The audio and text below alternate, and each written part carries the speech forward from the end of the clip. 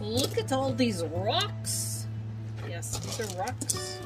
These are rocks for, I guess their purpose is for like decor, to put in a vase or whatever. When I got them, the first thing I did was soak them in acetone to get off the extra layer of paint that would come off on your hands.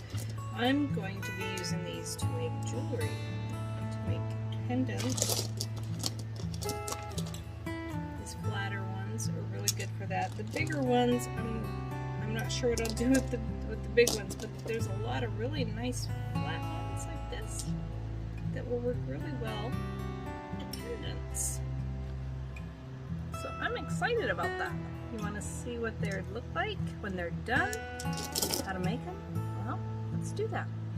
This is what it looks like completed. Just a really simple wire.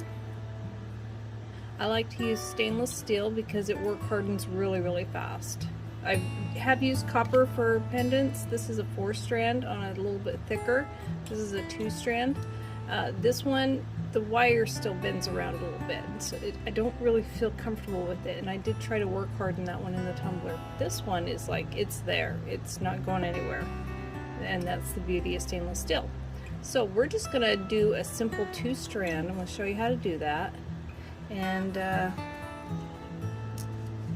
yeah, let's go ahead and do this stone.